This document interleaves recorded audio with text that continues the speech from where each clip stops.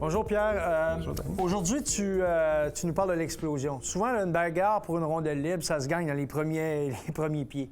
C'est comment le joueur est capable de sortir là, le plus rapidement possible pour arriver le premier à la rondelle. Donc, en gymnase, comment on travaille ça?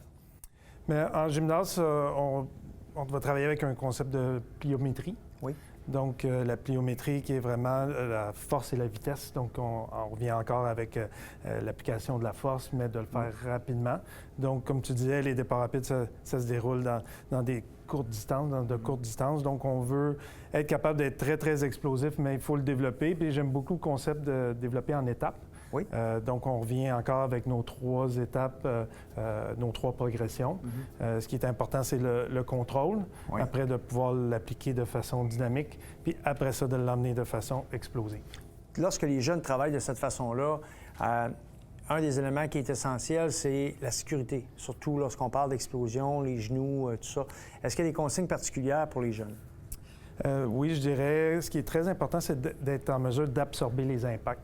OK.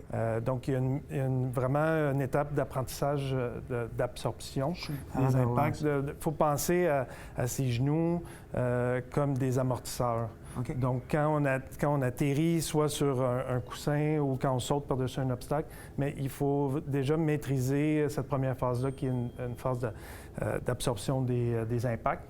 Et puis, c'est vraiment important parce qu'on se projette dans le temps où est-ce qu'un athlète débute vers l'âge de 10, 11, 12 ans à faire des sauts. Oui. Mais s'il n'apprend pas à absorber les impacts, mais à 17, 18, 20 ans, il va déjà commencer à avoir de la douleur au niveau des articulations. Donc, on veut éviter ça en utilisant les muscles pour absorber les impacts et non vraiment les articulations. On va regarder les exercices et on voit ce que ça donne. Parfait. Donc, parle-nous de ton premier exercice, Pierre. Oui, bien, le premier exercice, c'est vraiment une phase d'apprentissage où est-ce qu'on apprend à sauter par-dessus la haie, d'absorber. On voit ici le genou de Nicolas, il est vraiment en mesure d'absorber l'impact. Oui. C'est absorbé avec la cuisse, Oui. les mollets aussi. Donc, ce qu'on veut, c'est que la tête, il réalise que c'est vraiment les muscles qui vont absorber. C'est une chaîne musculaire. Hein? On voit que ce que tu expliques, là, ce que je comprends bien, c'est que ce que tu veux voir, c'est l'athlète qui prend le temps de bien sentir le mouvement. Et puis, on le voit même avec des joueurs professionnels. Quand ils reviennent au printemps, on débute toujours par cette phase-là. OK. Parce qu'il y a des mauvaises habitudes, des fois, qui se créent durant la saison. OK. Et puis, c'est une étape d'apprentissage. C'est sûr qu'avec les plus jeunes, c'est une étape qui est un petit peu plus longue. Avec les athlètes plus de niveau élite, mais là, ils sont en mesure de mieux faire une meilleure transition. Ouais. Le deuxième, là, c'est un petit peu plus vite.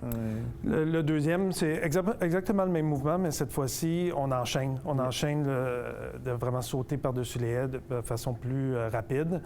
Donc, il y a toujours un certain contrôle, mais à ce moment-là, on veut accélérer le mouvement puis s'assurer que l'athlète est en déséquilibre, mais qui est en contrôle également. Ouais. On voit que les bras aident aussi dans la propulsion. Oui, parce que c'est un tout. Puis sur la glace, on voit avec la transition, le mouvement de glace, c'est vraiment un mouvement où on a besoin des bras pour gagner de la vitesse. Okay. Puis est-ce qu'on incite les jeunes à aller toujours plus vite à mesure qu'ils maîtrisent le oui, geste? et même on peut aller jusqu'à aller très, très rapidement, mais on arrive à la dernière haie, puis on peut aller en sprintant après par la suite.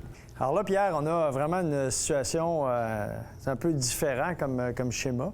Mais c'est beaucoup plus représentatif à ce qui se passe sur la glace, où il y a des mouvements latéraux, les accélérations, des fois, il y a des départs de côté. Donc, une fois qu'on a appris les mouvements vraiment de base, qu'on a appris à stabiliser, à absorber, et puis qu'on l'a amené de façon dynamique, là, cette fois-ci, on cherche à vraiment y aller rapidement, de façon très, très rapide. C'est pour ça qu'on garde des haies qui ne sont pas très, très hautes. Le but, c'est d'accélérer le mouvement puis d'y aller de façon dynamique, très, très rapide.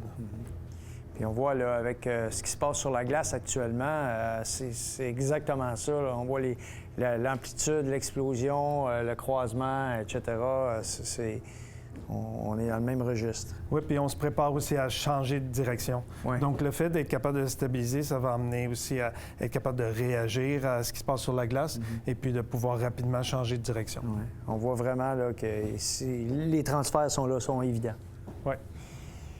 Écoute, Pierre, c'est vraiment un regard différent sur la façon de s'entraîner. Ça nous amène dans tout ce qui est, bon, le jeu de pied, foot speed, là, de basketball, de football, même de tennis, de sport individuel? Oui, bien, je dirais tous les sports sont axés vers la pliométrie. Il y a énormément de gains qu'on peut faire. Puis on a vu avec les exercices qu'on n'a pas besoin de beaucoup de matériel. Faut que le but de l'entraînement, c'est de garder ça simple, mais d'utiliser vraiment la base de l'entraînement, les fondements de l'entraînement, puis après, on peut l'utiliser de plus en plus. Alors, les jeunes, à l'action. Merci, Pierre. Merci, Danny.